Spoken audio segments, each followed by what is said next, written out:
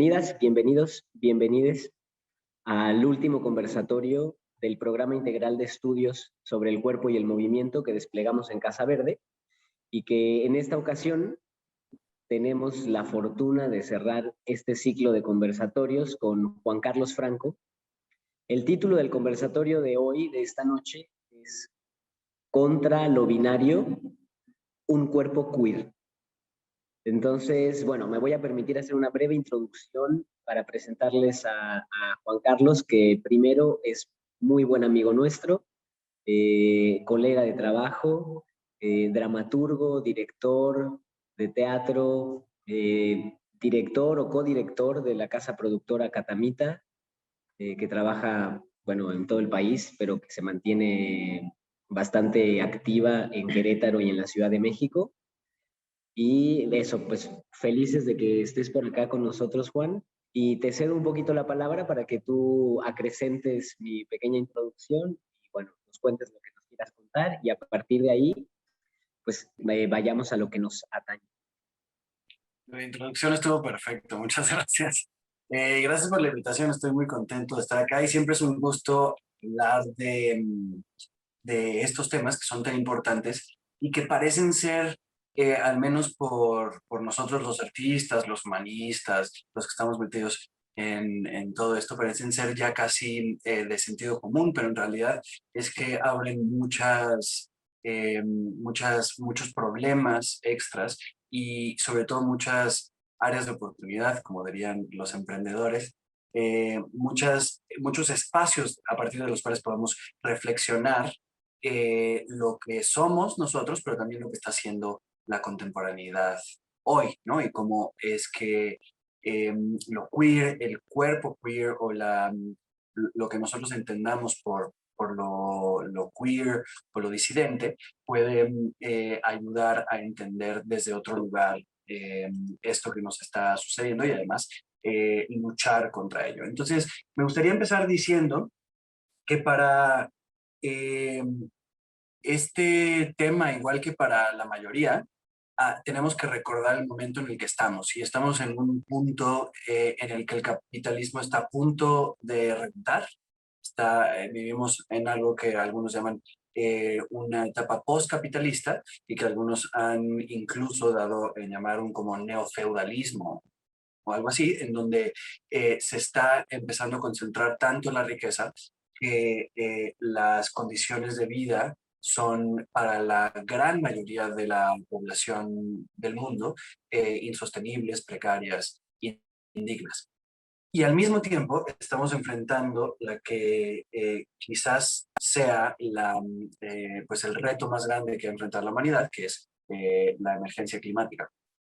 Todo esto traído por esa misma condición capitalista, industrializada, extremadamente economizada, digamos, pensando el progreso como una continua acumulación de riqueza. Y, y además, pues nos estamos, o sea, vamos como por consecuencias, ¿no? Como es el momento capitalista que vivimos trae esta emergencia climática y también está trayendo un regreso de extremas, las políticas extremas, sobre todo las extremas derechas, y el regreso de los fascismos, de las intolerancias, etcétera. Entonces, parecería que lo queer no tiene absolutamente nada que ver con esto que digo, pero vale la pena que cada vez hablamos de un tema que es eminentemente político, aunque trate significativamente de otra cosa, recordemos el punto en el que estamos y cómo es que todas estas discusiones, por frívolas que parezcan ser, que es una de las grandes críticas que se le hace a lo queer, eh, estén contextualizadas siempre en lo que nos está sucediendo y respondan a la situación. ¿No?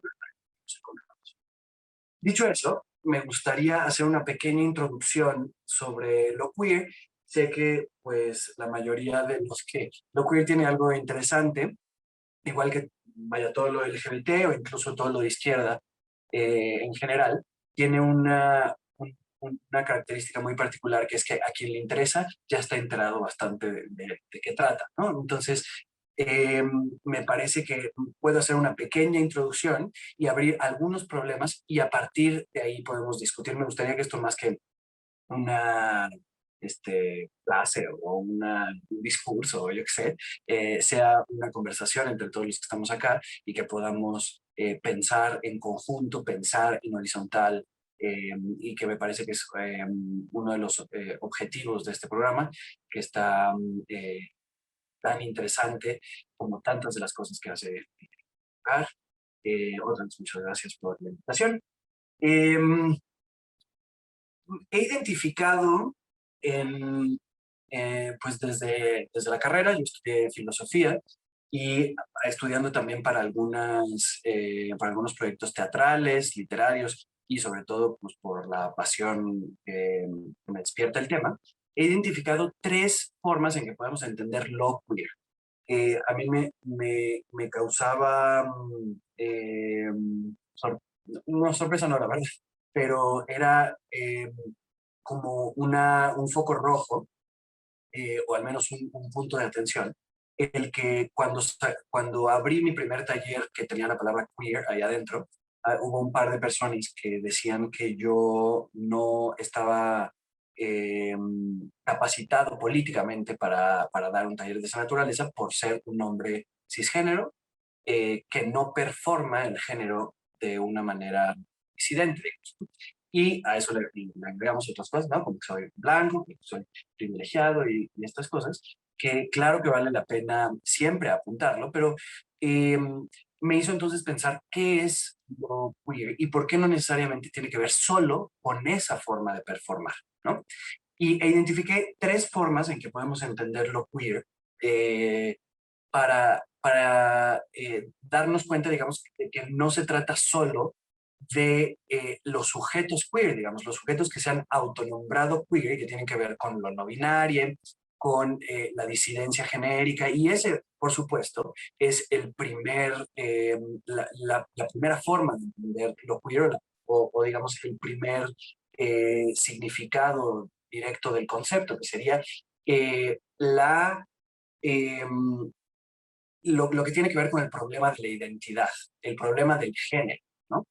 Y en ese sentido,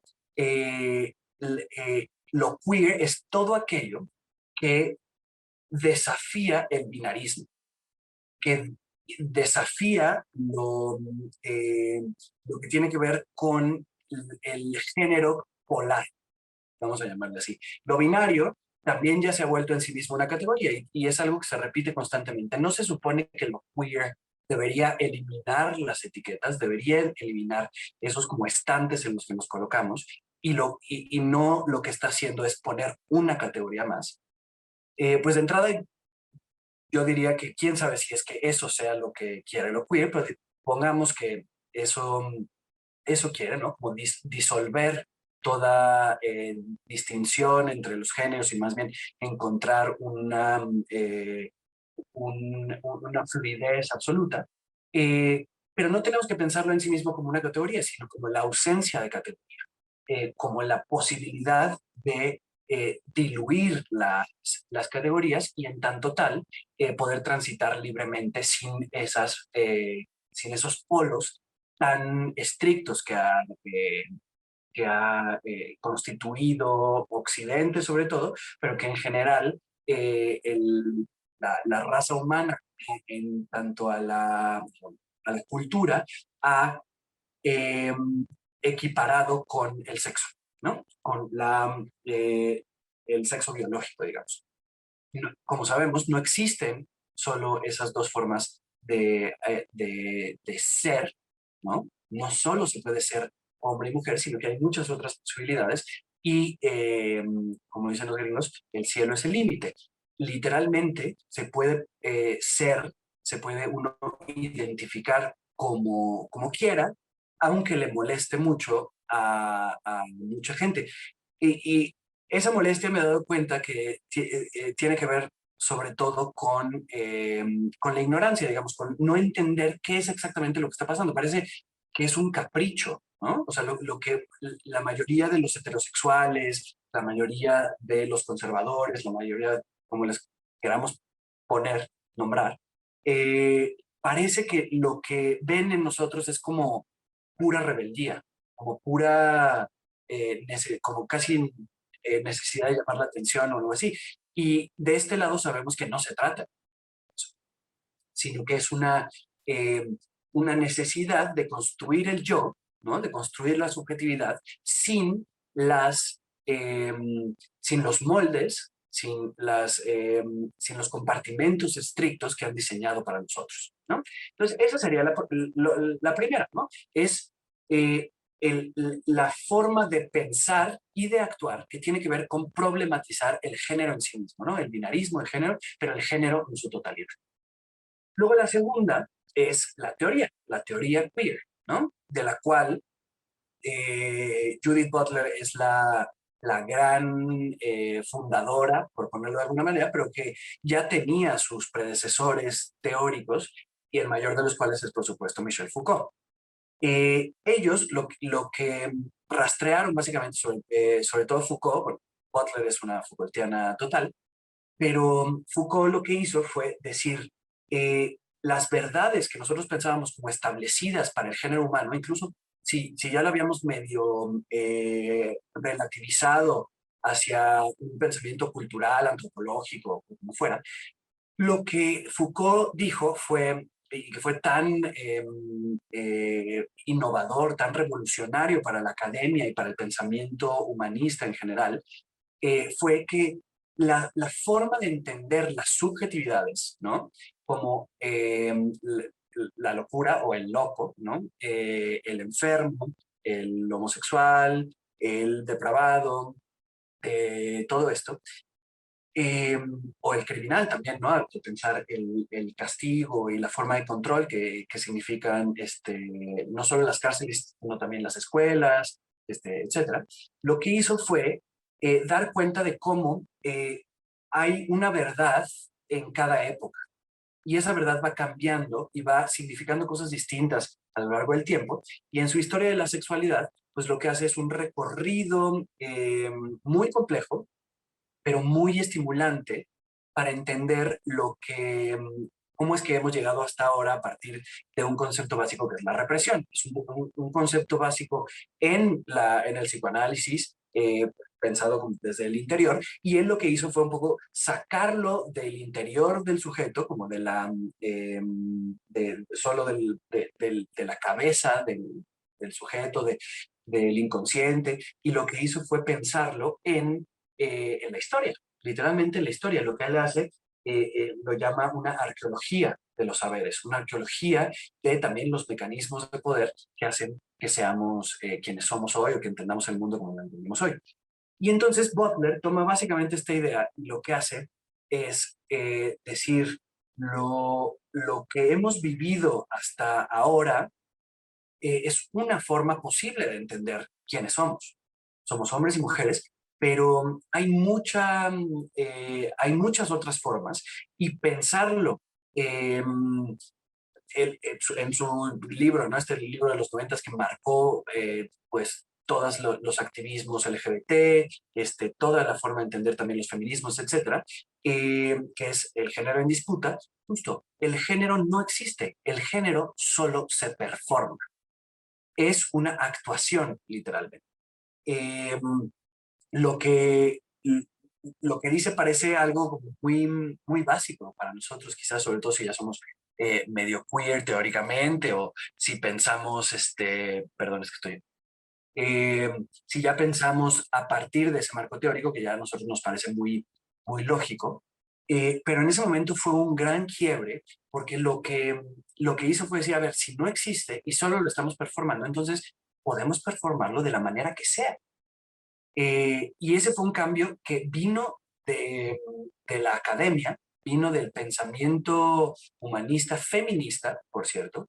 Judith Butler es evidentemente una feminista que se fue yendo hacia un lugar que ahora, irónicamente, 30 años después, al feminismo le incomoda mucho, ¿no?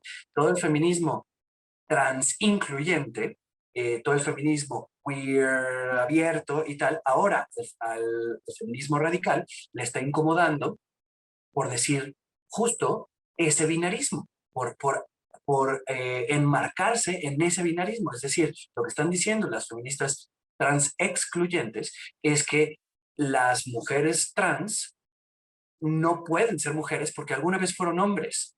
Binarismo, ¿no? Así, dos, solo hay dos. No puede haber paso de una a otra, no puede haber ningún tipo como de, bueno, sí, como de transexistencia, pero también de existencia queer y tal, y ya no digamos que no puede haber eh,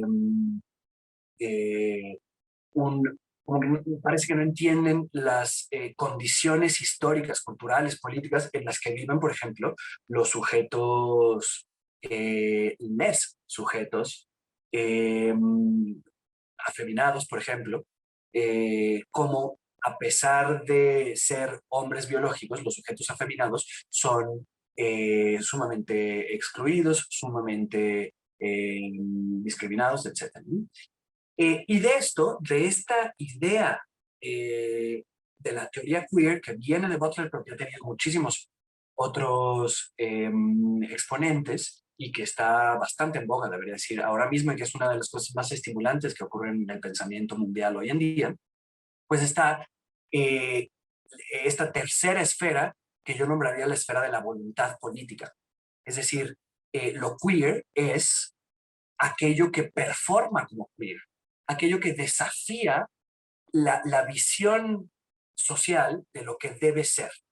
Y entonces, si los hombres se visten así, las mujeres se visten así, y alguien sale con una quimera a la calle, eso es una voluntad política, es una performatividad queer.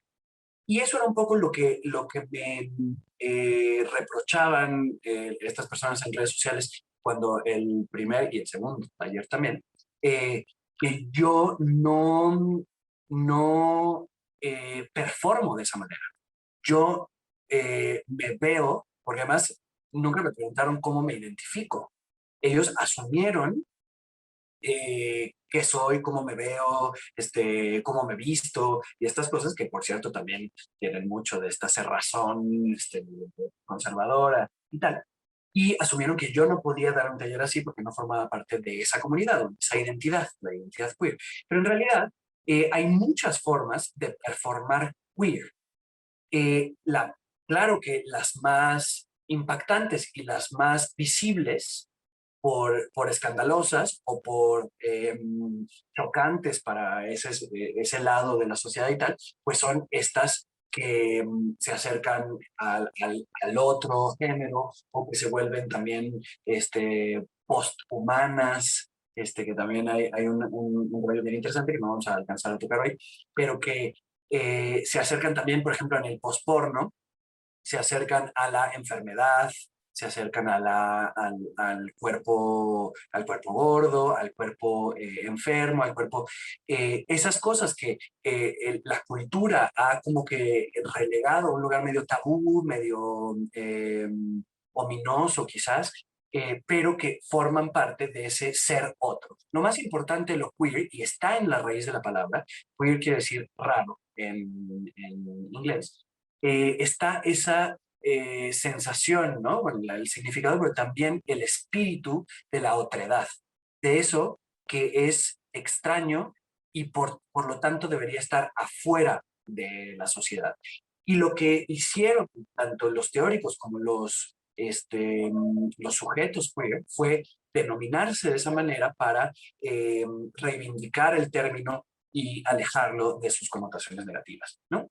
Me gustaría nada más leerles una, una pequeña cita de les sujetes queers más importantes del mundo, que es Paul B. Preciado. Eh, es un caso muy interesante de un sujeto queer, trans, sí y no, no hay una definición clara.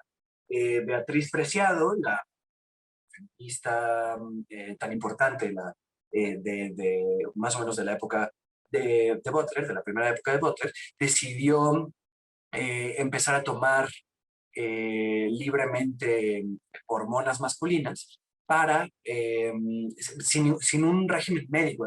Él está en contra o ella está en contra el régimen medicalizable de la transición trans y toma libremente, está básicamente performando, experimentando y ahora va bajo el nombre de Paul. Y escribió una cosa en 2009 que me parece muy interesante. El movimiento queer no es un movimiento de homosexuales ni de gays, sino de disidentes de género y sexuales que resisten frente a las normas que impone la sociedad heterosexual dominante. Atento también a los procesos de normalización y de exclusión internos a la cultura gay. Marginalización de las bolleras, de los cuerpos transexuales y transgénero, de los inmigrantes, de los trabajadores y trabajadoras sexuales. Es, en ese sentido, según Preciado, un movimiento mucho más completo y complejo, mucho más incluyente, mucho más con una visión política mucho más amplia. No es un movimiento que solo defiende los derechos de los homosexuales, ¿no? Como quizás en los años 50, cuando todavía a los homosexuales se les llamaba queer, era básicamente lo que significaba. Y quizás hasta los 90. Pero cuando dio este vuelco, lo queer incluye mucho más. ¿Y qué incluye? ¿Quién sabe? Esa es la cosa. Incluye tantas cosas y tantas posibilidades que lo interesante es pensar que no. Y lo que no incluye es lo que me gustaría que platicáramos en esta ocasión. Porque terminan Preciado en esta cita hablando de los inmigrantes, los trabajadores sexuales y, digamos, podríamos incluir también a los trabajadores precarizados, los pobres, los discriminados de cualquier naturaleza, porque lo que está, la paradoja actual del queer es que estamos llegando a un punto en el que la asimilación se ve cerca, ¿no? El problema de la homosexualidad durante el siglo XX, de la comunidad gay sobre todo, pero también la comunidad lesbiana, etcétera, fue el problema de la asimilación. Ellos se preguntaban y se preguntaban casi filosóficamente si lo que buscaban era asimilarse a la sociedad que los oprimía, es decir, que los dejaran casarse, que los dejaran tener hijos, que no tuvieran problemas para tener trabajo, seguridad al caminar por la calle, seguridad social, todo esto. Eh, o si querían seguir siendo auténticamente ellos, aunque siguieran relegados de esa sociedad opresiva.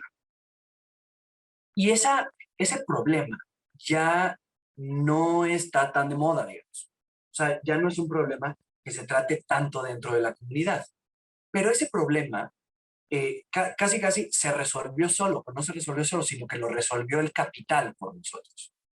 Eh, el, el, las ganancias que permite la identidad queer, y es muy fácil notarlo ahora en los meses del orgullo, en junio, las ganancias que significa toda la identidad, la bandera, dos personas besándose en un anuncio, poner una pareja gay en una serie de Netflix, ejemplos hay miles, pues, pero eso que se llama la economía rosa, un poco lo ha decidido por nosotros. El capital está haciendo que lo LGBT y lo queer, incluso lo queer, se vuelva parte normal de la sociedad.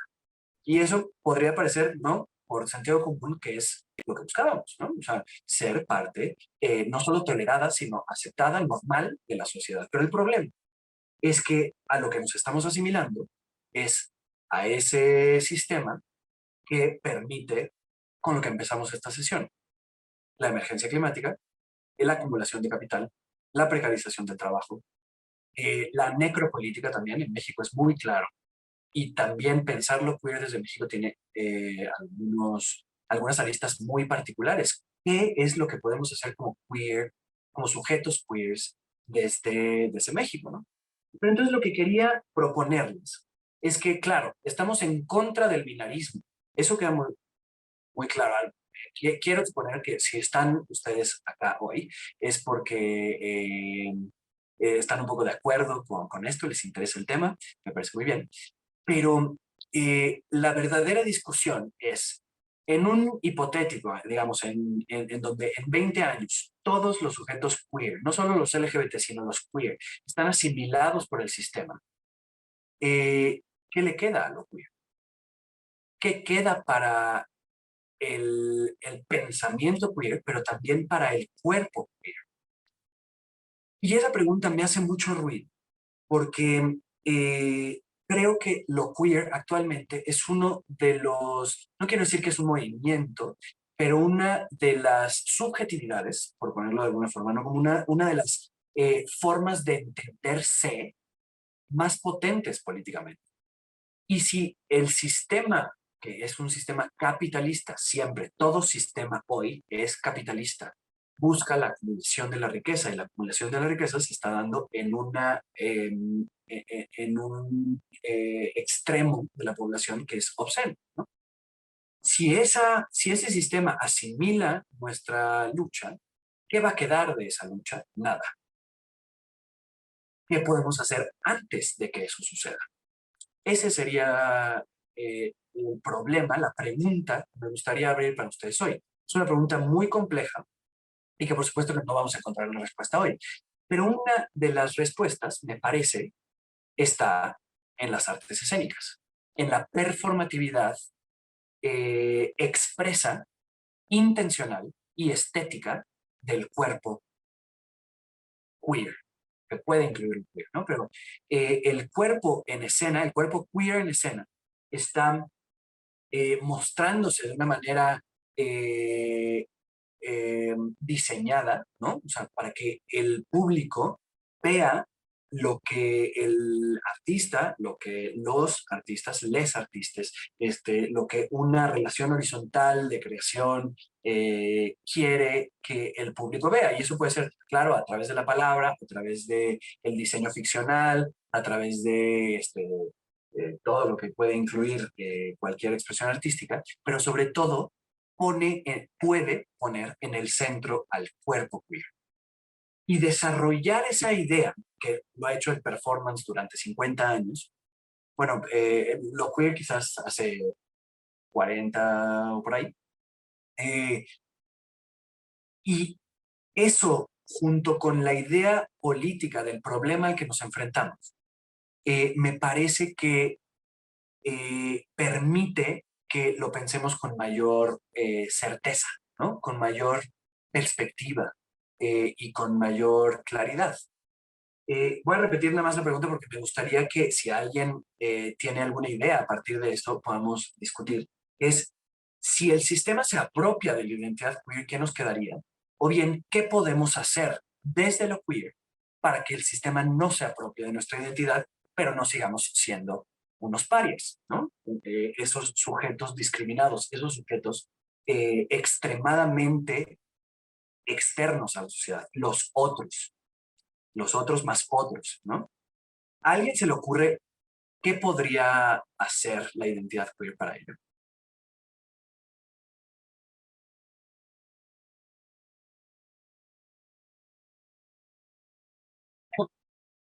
Es una pregunta muy, muy compleja, ¿no? Eh, una primera propuesta que yo haría, no, y ni siquiera es una propuesta, sino más bien una tentativa, un acercamiento, sería nunca dejar de relacionar lo queer con lo anticapitalista. O bien, si no queremos meternos en economía política o algo así, podríamos como nombrarlo de otra manera. No, eh, nunca dejar de pensar lo queer sin pensar los derechos fundamentales de todos, ¿no? De todos los sujetos del mundo. Y eso querría decir, si nos vamos así como 30 años para atrás, tendría que ser un pensamiento interseccional, ¿no? Tendríamos que pensar que lo queer tiene que incluir o defender o visibilizar, ¿no? Aquí tengo las tres claves de la investigación feminista. Historizar, desnaturalizar y visibilizar. Historizar es básicamente lo que hizo Foucault, lo que hizo Butler también en cierta medida, es ver cómo es que llegamos hasta este punto, cómo es que la cultura definió que nosotros debemos ser así, en un polo o en otro, o que estos dos polos son los que tienen la verdad del cuerpo y lo otro es un excedente, es una mentira, es una monstruosidad, etc. ¿Cómo es que llegamos a ese punto? Historizar y desnaturalizar, romper la idea de que lo natural es eso, hombre y mujer. Y lo tercero, visibilizar. Visibilizar lo que ya rompió, lo que ya lo hizo por nosotros, lo que lo hizo antes y lo que lo está haciendo ahora. Eh, y si se fijan, eh, estas tres se mezclan un poco entre la teoría y el activismo. Historizar y desnaturalizar están del lado de la teoría, un poco, y desnaturalizar y visibilizar están del lado del activismo. Y, y con activismo incluyo que la gente trans hoy en el mundo, ¿no? Depende también en qué país y todo esto, pero hay gente que por solo salir a la calle como sujeto trans o como sujeto queer está siendo un activista, digamos. Está desafiando lo más arraigado, conservador, como queramos ponerle, que existe en la sociedad. Pero también obviamente hay activistas que trabajan en eso, que desarrollan estrategias políticas de bajo impacto, de alto impacto, en comunidad, en individual, guerrilla, onda violenta, onda pacífica, todos esos también están. Pero entonces la propuesta debería ser siempre eh, alinear lo queer del lado de la defensa de los derechos, de la interseccionalidad para visibilizar, defender y permitir la existencia digna de todas las identidades, las razas, las sexualidades, las nacionalidades, los estatus migratorios, todo, que hoy sufre de, un, de, una, digamos, una dignidad escasa. Esto para muchos es un problema, porque entonces al alinearnos a ese lado, nos disolvemos en la lucha política en abstracto, ¿no? Como por la justicia o por la dignidad o algo así. Pero muchos movimientos nos han enseñado que eso no es así, que se puede hacer una lucha particular y al mismo tiempo universal. Y la primera que debería venirnos a todos a la cabeza, pues, es la lucha zapatista, ¿no? Pero lo que siento, al menos yo desde mi investigación, que está pasando un poco con lo queer, es que está siendo cooptado por el capital. Y no podemos negar que el capital está haciendo que haya avances reales, avances de derechos. Es decir, sin el, iba a decir apoyo, pero no es apoyo, más bien sin el respaldo simbólico y económico del capital, difícilmente podría haber eh, tantos avances en materia de derechos como el matrimonio, la adopción, las leyes de transgénero y todo esto, ¿no? Pero parece entonces que le estamos vendiendo el alma al diablo. La paradoja un poco es que si creemos que al eh, alinearnos a una lucha política más grande, estamos abandonando nuestra identidad o nuestra propia lucha como sujetos queer. Eh, del otro lado existe lo mismo, pero hacia el capital. Le estamos vendiendo nuestra identidad a la violencia económica. Entonces, lo que veo un poco es que estamos en ese punto un poco en medio. Y la realidad social, la realidad económica, el momento en que vivimos está decidiendo por nosotros. Nosotros estamos fluyendo con el capital. Y eso no puede pasar, porque entonces nos vamos a quedar como todos los, no todos, pero muchos de los otros casos de luchas e identidades políticas desubjetivados, como sin una fuerza, sin una meta, sin un pensamiento integral para defender lo que debe ser defendido. Sé que todo esto es muy, como muy grande, pero ese es el problema que tenemos ahora en cuanto a las luchas políticas. Eso que eran pequeñas luchas eh,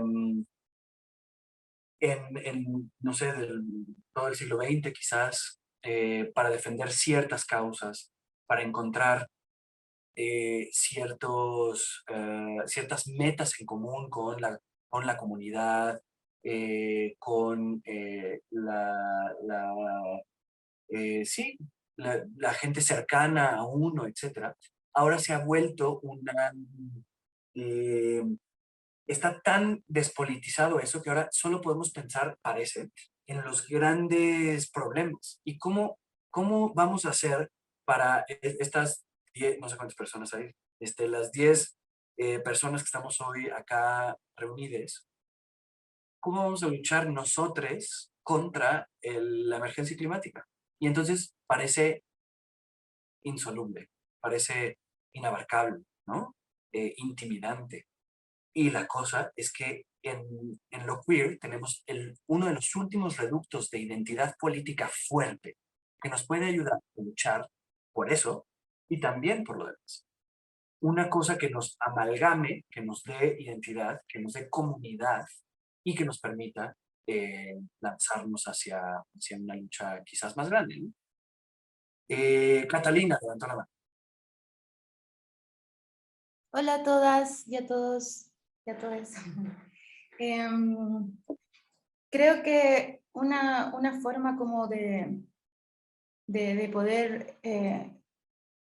a ver, primero para mí es difícil identificarme en lo queer. Tengo amigas y amigos que están en esos movimientos. Para mí es complejo y tengo mucho también temor de lo que voy a decir porque es un tema del cual me siento como ahí como espectadora, ¿sabes? Como que lo que hay en las redes sociales, lo que alcanzo a conversar con personas cercanas, es muy incierto aún el territorio, pero lo que presiento y lo que he leído acerca de algunas cosas que hablan mucho como de una lucha que tiene que ver, que se acerca mucho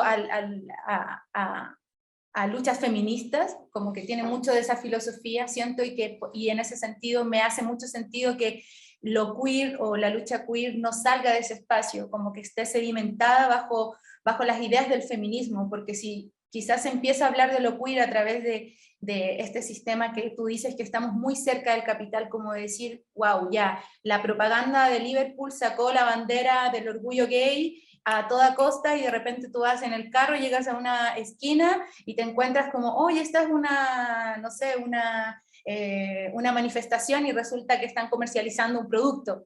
Entonces, como ese tipo de cosas son súper brutales porque ahí está como la manipulación como en lo vendible. Entonces creo que también son como que eso como primero en cuanto como a lo feminista que hay dentro de esa orgánica o queer, que también siento que como el feminismo debe tener muchas áreas más, o sea, mujeres en, hombres en, niños, niñas, niñas, o sea, debe ser como un mapeo muy grande. Y lo otro que pensaba también es que en cuanto a esto de separarse de lo capitalista, tiene que ver con como que esta no fue ayuda, sino que visibilización simbólica, ¿fue que dijiste? Que ocurre en los distintos... ¿Eso fue, no? en los distintos estados también tiene que ver porque es una contrapropuesta. Igual hay mucha lucha que nosotros no alcanzamos a visibilizar, que corren igual dentro de los gobiernos y que también cuando cuando es imposible apagar un fuego de un asesinato, de situaciones de discriminación, los gobiernos no tienen más que hacer que ceder a ciertas cosas, pero también es apagar un fuego, pero no es estar completamente, no es apagar todo el fuego que hay, o sea, es dejar cenizas y en el fondo creo que no, eso a mí me hace sentir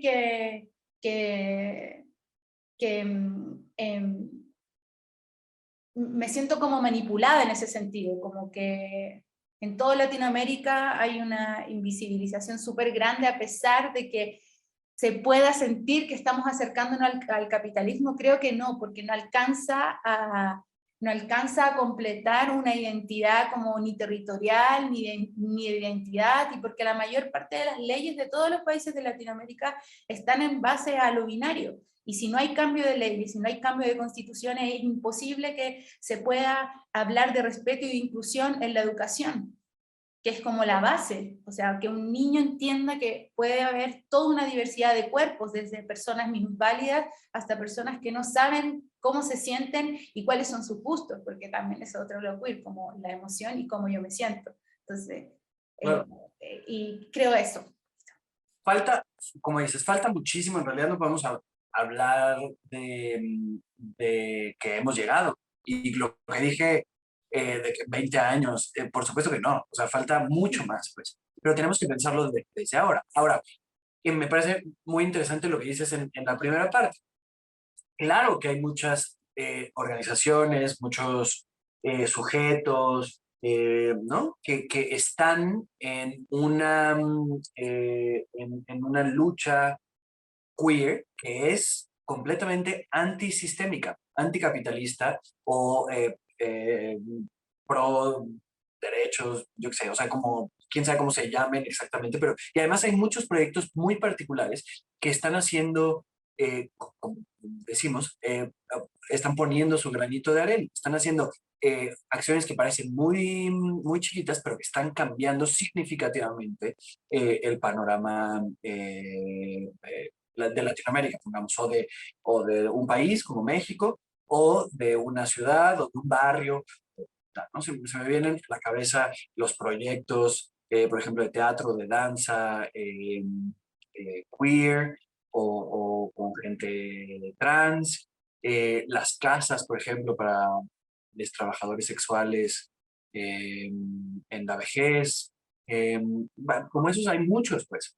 Pero quizás lo que necesitemos prefigurar, anticipándonos a lo que pueda suceder y pensando en esta gran fuerza como avasallante que tiene el capital o el sistema actual, es justo que no llegue el punto en que ya estamos en ese lugar y que podamos diseñar una estrategia integral. Eh, y sé que esto suena muy utópico, sumamente utópico, pero al menos necesitamos preguntarnos qué tendríamos que hacer desde nuestro eh, mundo profesional. Aquí, supongo, hay varios que están en artes escénicas. De mi lado, pues también estoy en artes escénicas, pero el pensamiento humanista, la reflexión filosófica y tal, ¿cómo es que podemos hacerlo desde ahí? Y eso es un poco lo que quería simplemente despertar como pregunta en ustedes, ¿no? Eh, Sofía levantó. Y ahorita Liliana. Aquí. No, no Sí. fui yo. Bueno, pues desde el punto de vista de cómo contribuir, creo que sí es importante primero informarnos, ¿no?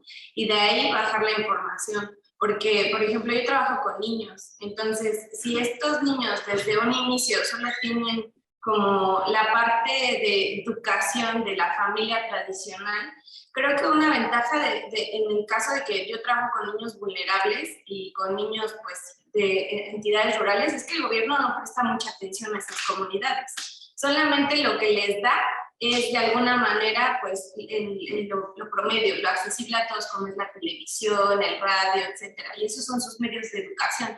Entonces el niño cuando crece empieza a sentir que si es diferente, pues él tiene algo raro, que está mal en él. Entonces desde ahí él no entiende que esa particularidad, que esas diferencias son sanas y son correctas y que no hay un malo o un bueno.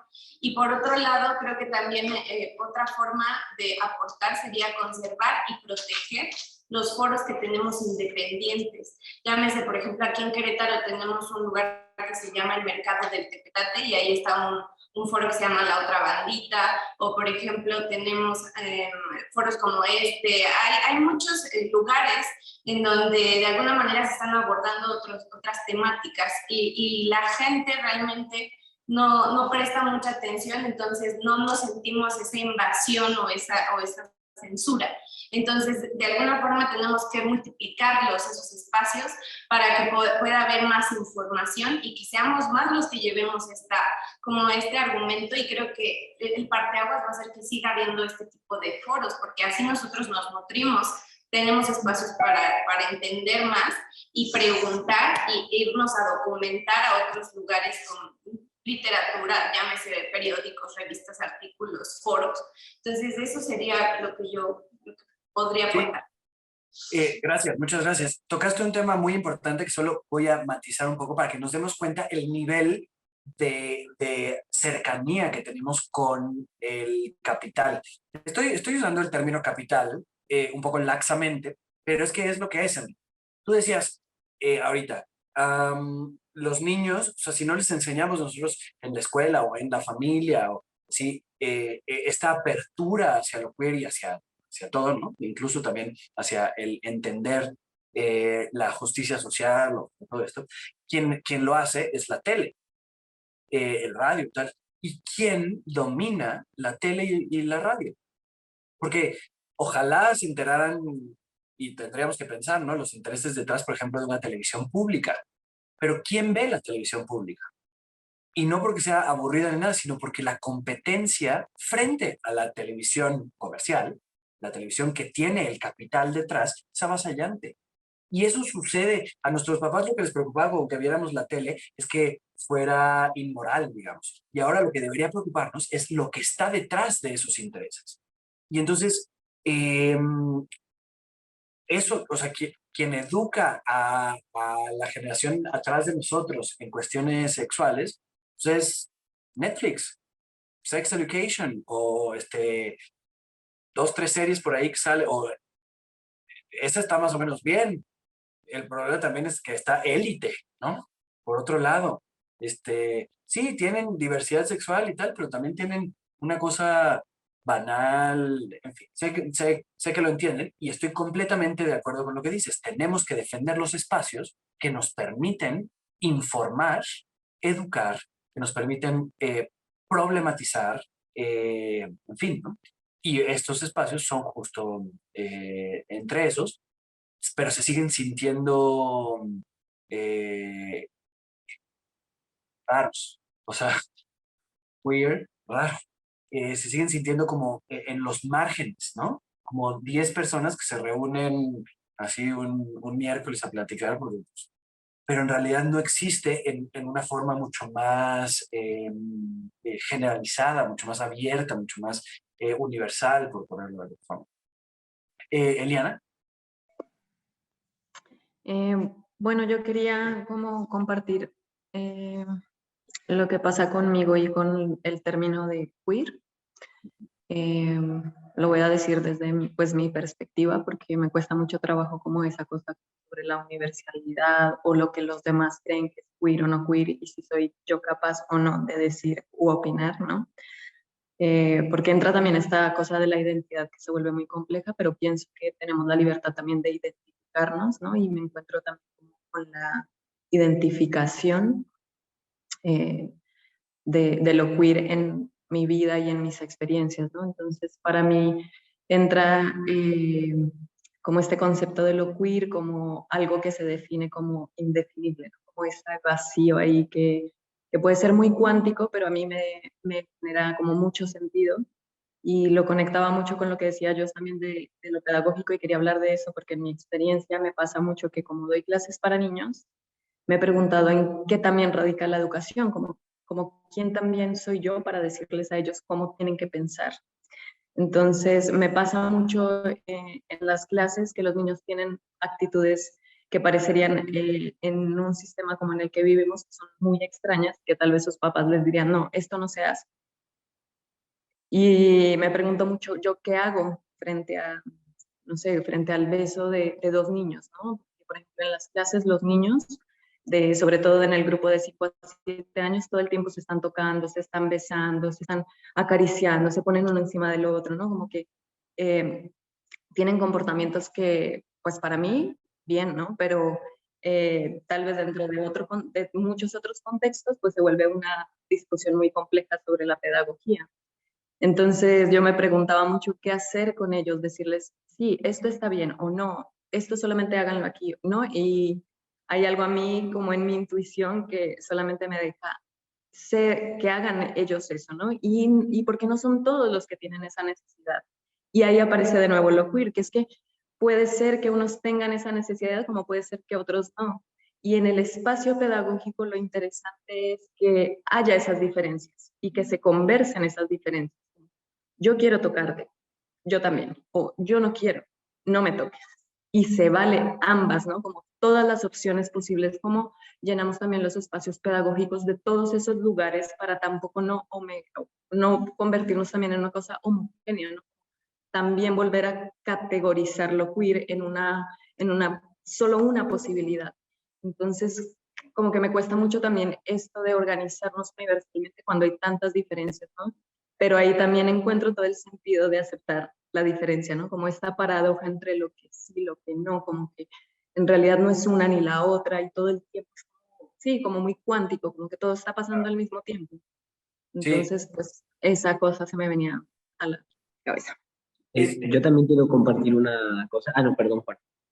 nada más lo que quería decir es que si pensáramos en una pedagogía queer, no sería una, una pedagogía doctrinaria, digamos, o sea, como tratando de decirle qué está bien o qué está mal, o por qué está bien ser queer o algo así, ¿no? Porque eso además sabemos que nos va, o sea, nosotros sabemos que está bien, pero también sabemos que eso nos va a traer problemas con los papás. O sea, por poner un problema de muchos, ¿no? Ya no hablemos de problemas filosóficos, meramente pedagógicos, ¿no? Como éticos de la educación y tal. Eh, pero como dices, o sea, dejar que hagan, sí, pero también mostrar que existe y que hay cosas que no son negociables, como el consentimiento, como el respeto, como la apertura, ¿no? Esas cosas existen y tú tienes que respetarlas. Y digo, podemos como consolidar eso que decía ahorita, como pedagogía queer, que seguro ya existe, estoy seguro. Eh, pero también es que dependerá, como decías, como hay cada sujeto se identifica o no como queer, pero también cada sujeto queer es diferente al otro, pues también todos los maestros serán distintos a otros, ¿no? Y hablan mucho del temperamento, de la búsqueda política, del contexto en el que se encuentra, porque claro, si tú eres maestra de una escuela de monjas, pues difícilmente podrás decir, claro, bésense. Si se enteran los papás, te van a correr, te van a correr. Y si estamos en Querétaro, a lo mejor hasta te meten a la cárcel, porque pues ese es nuestro contexto. Pero si estás en otras ciudades, si estás en Copenhague, pues no vas a tener problema. Los contextos son distintos. Pero tiene algo que ver con lo cuántico, es una metáfora bonita. Depende mucho en el punto, en el espacio-tiempo en el que estemos, en la historia y en la geografía en la que nos encontremos, para ver hasta dónde podemos empujar lo político en nuestras acciones cotidianas. Ustedes hablaron ahorita de lo pedagógico, de la educación, pero también está la creación artística, está la intervención con la familia, por ejemplo, la visibilidad pública. Yo, de las cosas que más siento como mi vocación política, lo que sea, es escribir. Y escribir un articulito aquí, una obra acá, hablar de esto, ¿no? O dar estos talleres también.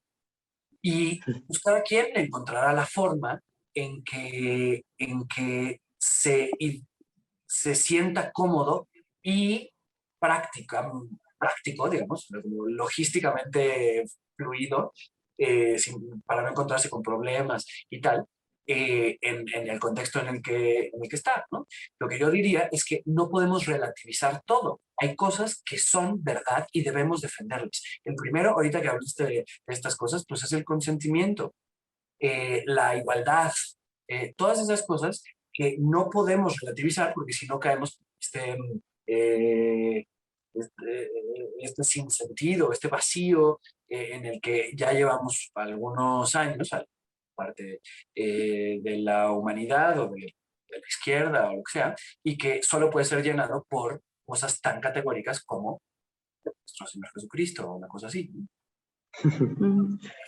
Creo que por allá Nidia tenía un Ay, comentario. sí, solamente voy a decir sobre eso, porque siento que Sí. la pedagogía, por ejemplo, o sea, está también como en estos espacios donde puede ser con los niños, pero creo que todas las cosas que tú nombraste son pedagogía, ¿no? La conversación es pedagogía y como que ahí también los niños, por ejemplo, son muy inteligentes y son capaces de resolver también, de llegar a un acuerdo sobre el respeto, por ejemplo, sin que tú le definas qué es respeto, ¿no? Entonces, como que por ahí siento que también hay una buena posibilidad sobre la conversación, sobre conversar. Y pues, Totalmente. ya, nada más eso. Sí, sí. Nidia, Ajá. Nidia tenía una pregunta o comentario. Hola. Bueno, pues yo creo que tal vez hay alguna forma de bajarlo como el arte danzario y ser, no sé, conscientes de qué representan estos movimientos que yo estoy haciendo. Voy a dar un ejemplo, como, no sé, pensar que bailar perreo o reggaetón es como remontarnos a estos orígenes negros de la migración y de la mezcla y bla, bla, bla, ¿no? Como pensar que también nosotros que trabajamos con el cuerpo, o ustedes más que trabajan bastante con el cuerpo, pues hay como debajo de nuestros movimientos toda una significación. Y entonces a la hora como de ponernos en escena o incluso enseñarle movimientos a las personas, pues crear un espacio seguro para que las personas tengan la oportunidad de explorar estas nuevas formas de identificarse con sus cuerpos. Se me ocurren los espacios y los talleres que da Diana J. Torres, que crea como toda esta corriente de pornoterrorismo, donde hace talleres que enseñan a las mujeres a eyacular. Tal vez no nos vamos a poner como hasta allá en este lugar de decir encuérense todos y vamos a masturbarnos entre todos, pero sí como decir en nuestras clases que el cuerpo en realidad no tiene una limitación porque tú performes como hombre o performes como mujer, sino que pues los movimientos son para todos y están abiertos para que nuestros cuerpos lleguen ahí y los alcancen, ¿no? No tanto como pensar que haya estas limitaciones detrás de nuestro propio hacer danzario.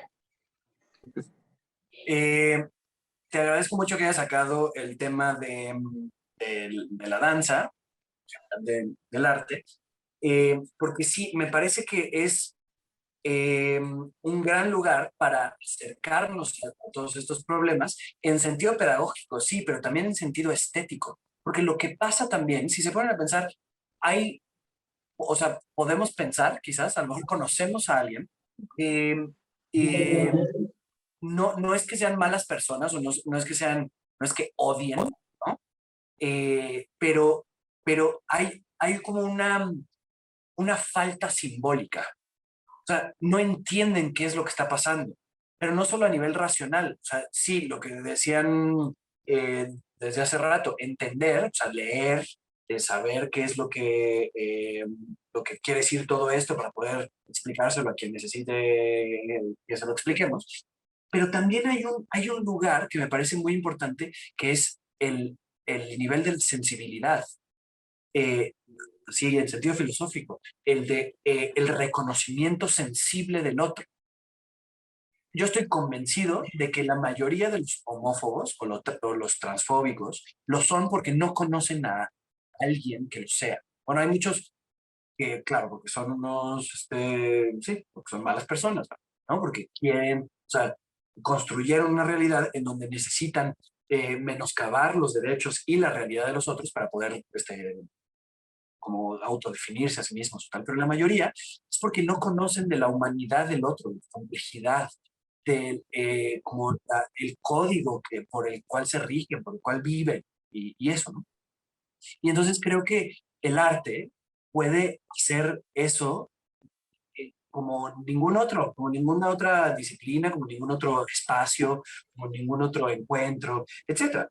Y ahora que decías esto de, por ejemplo, del reggaetón, yo al mismo tiempo, sí, voy, ya voy a terminar nada más. Al mismo tiempo yo te podría decir, sí, pero también son válidos los argumentos que dicen que el reggaetón es misógino. Y entonces, ¿cómo reconciliamos eso? O cómo enfocamos esa obra de danza para que se muestre que no siempre es misógino o que las raíces negras fueron corrompidas por, ¿verdad? Y entonces se volvió misógino, o que, en fin, cosas, ¿no? O sea, discusiones, argumentos, enfoques, etcétera. Y para mí la respuesta está como en una responsabilidad ética que tenemos hacia nuestra propia disciplina, hacia conocer y dominar nuestra propia técnica. Es la única forma en la que podemos hacer que lo que queremos decir sea dicho en toda su potencia.